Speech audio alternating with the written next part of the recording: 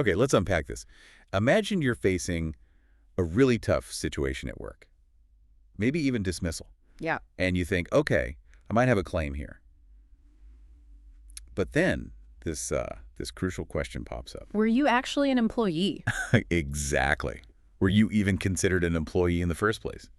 It sounds simple, but wow, it can get complex. It really can.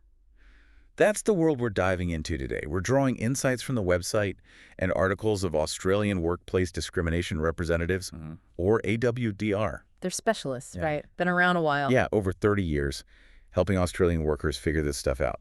So our mission today is really to get clear on this line between employee and independent contractor in Australia. And why getting that distinction wrong? Well, it can change everything for your rights. Absolutely. You know, what's really fascinating is how often people think they know their status, they've signed something maybe. Right, they have a contract that says contractor. Exactly, but then the Fair Work Commission looks at it and they often cut right through those labels. They want the real substance of the job. The practical reality. Precisely. Which leads to the big question for you listening. How do you actually know where you stand? And what protections might you have? So let's talk a bit more about our source, AWDR, Australian Workplace Discrimination Representatives. They position themselves as Australia's leading non-lawyer workplace reps. That's an interesting distinction, non-lawyer reps. Yeah, focused on advocacy. Over 30 years, helped something like 16,000 clients. Yeah. They handle a huge range of issues: unfair dismissal, bullying, discrimination. The tough stuff. The really tough stuff. And they mentioned no-win, no-fee options for some claims, too, like unfair dismissal and sexual harassment. Which is important, right? Because access to representation matters, especially when people might not even know their rights under the Fair Work Act or, equal opportunity laws. That unawareness seems key. It often is.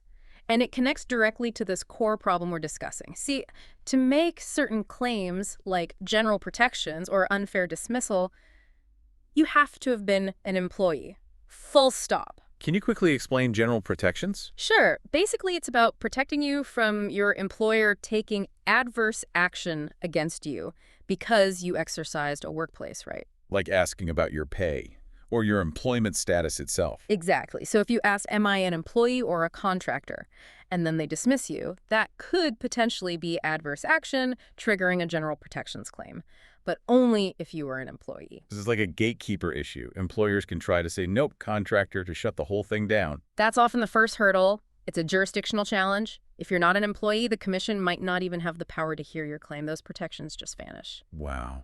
Okay, that really sets the stage. And it leads us straight into our first case study. Miss Jessica Dixon. The Queensland nanny, yes. She wanted to make a general protections claim.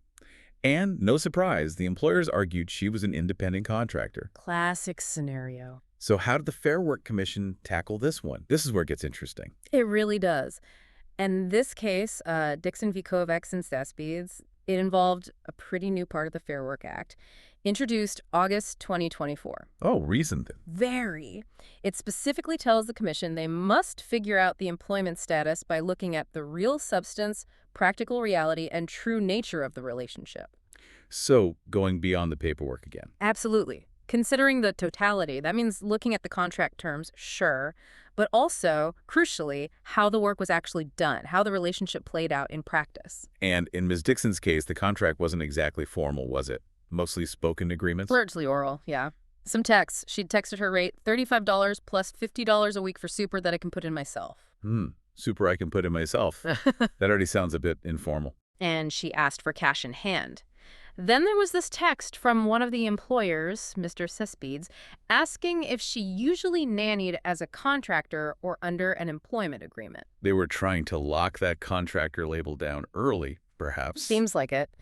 But the commission's response to that text was quite blunt. What did they say? They said it obviously falls short of proving an agreement to be a contractor. And importantly, they reiterated that just calling the relationship something doesn't make it so. The label isn't decisive. Okay, that's a huge takeaway right there for anyone listening. Don't rely on the label. Definitely not. The FWC looks much deeper. So what do they look at next? They use this idea of the running a business test. Basically, was she working for the household like a servant, or was she running her own nannying business where this family was just one client? And the evidence. Well, there wasn't any evidence she worked for other families, no invoices issued, no ABN provided, that's the Australian business number you need to run a business, no quarterly tax reports. And didn't she have another job? Yes, her other job was as an employee. So all signs pointed away from her running her own independent business in this nannying role. Okay, makes sense. What about control? That's usually a big one. Always significant. And here, the employers directed quite a lot. Timing of appointments for the kids, where they went, household chores like cleaning, shopping, even daily exercise for the children. So a high degree of direction. Yes. Now, the FWC did note that for nannies, control isn't the only factor, given the nature of childcare. But still, her hours were set around the family's needs, not her own business needs. She couldn't choose where to do the work. It showed she wasn't really operating independently. Right, she was integrated into their household routine. Exactly. Now the payment side, hourly rate, no tax withheld. You mentioned the super wasn't actually paid into a fund. Correct. But then there was this really startling thing. The fake payslips. Ah, yes. The Yeah. employers created fake payslips for her because she needed them for a rental application. Wow.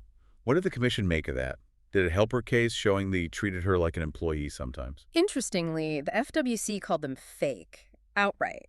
They said it showed the employers were willing to present her as an employee externally when convenient, but they felt it didn't actually change the true nature of the relationship for their assessment.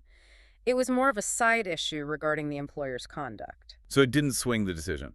Not directly, no. The decision was based on the totality, the control, her not running a business, the payment method, the lack of a real contractor agreement. All that together led the FWC to say, quite clearly, she was an employee capable of being dismissed. Meaning her general protections claim could go ahead. Exactly. It proceeded to conciliation, a big first step for her. Okay, so that's one clear example. Let's look at the second case study. Aspire to Life versus Jessica Tidmarsh. Right, from 2024. This involved a disability support worker, Ms. Tidmarsh.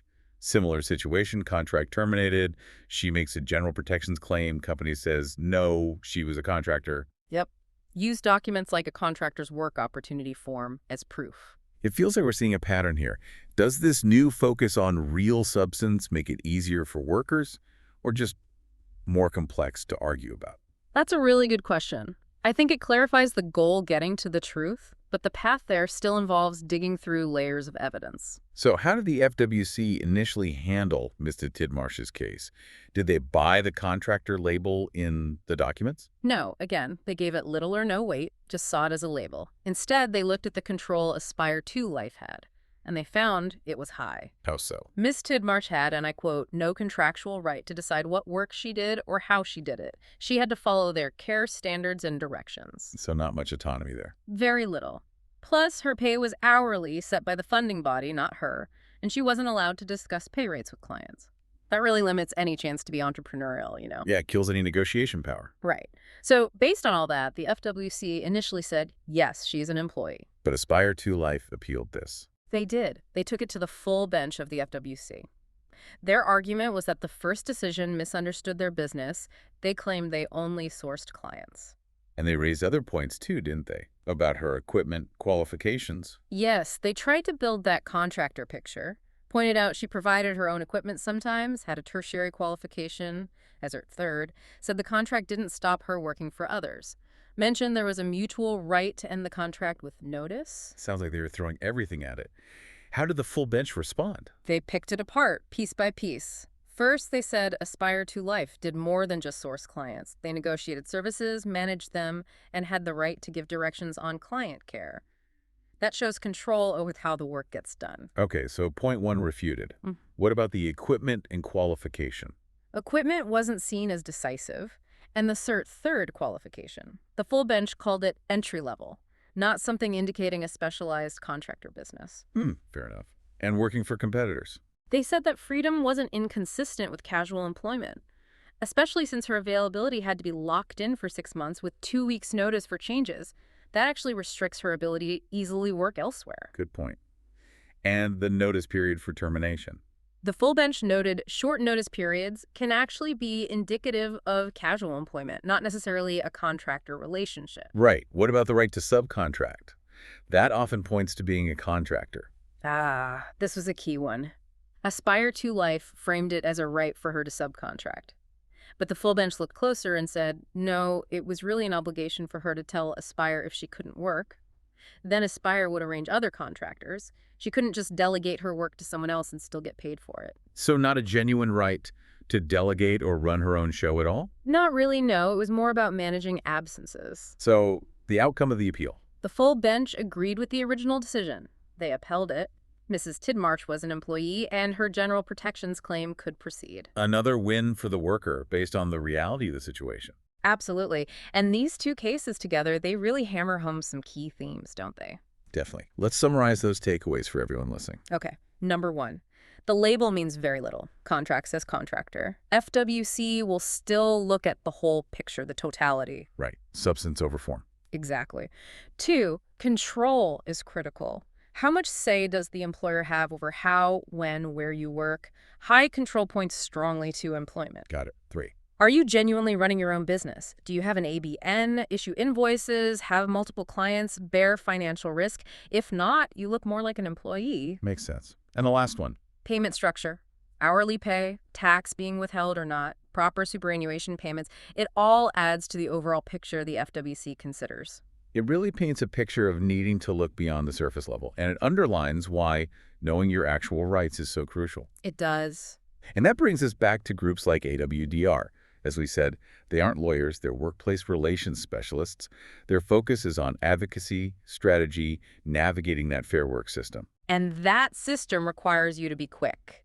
This is maybe the most critical point for listeners today. The deadline. Yes. Fair work claims, like these general protections ones, usually have to be filed within 21 days of your dismissal. 21 days. It's incredibly fast. It's brutal. 3 weeks. If you miss that deadline, you generally lose your right to make the claim. Game over. So no time to sit around wondering. You need advice. Fast. Absolutely paramount. Swift action, expert guidance. Don't delay. And AWDR clearly gets that urgency, mentioning their experience with over 16,000 claims and aiming for quick outcomes. Yeah, that speed is vital. You know, stepping back and looking at the bigger picture here, these cases show how the law is constantly trying to catch up with how work is changing, right? Gig economy, flexible work. Yeah, the lines are blurring. They really are. And it just reminds us that what's written down might not reflect the practical reality at all, which makes me wonder, looking ahead, with all these flexible arrangements becoming more common, how do we, as a society, make sure everyone has fair protections, regardless of the label on their contract? That is a really big, important question. How do we balance flexibility with fundamental rights? It's the core tension, isn't it? It really is. Understanding these employee versus contractor distinctions isn't just about winning legal cases. It's about basic fairness, dignity at work, making sure people get treated properly and get what they're entitled to. Well said. So if you are listening and you're in any doubt about your own situation, your employment status, your rights, please remember that 21-day clock. It's ticking. Don't wait. Get expert guidance quickly. Don't suffer in silence. Whether it's unfair dismissal, bullying, discrimination, or this kind of status issue, places like AWDR exist to help you navigate it. Find your voice. Exactly. Stand up for yourself. Thanks for diving deep with us today on this really critical issue.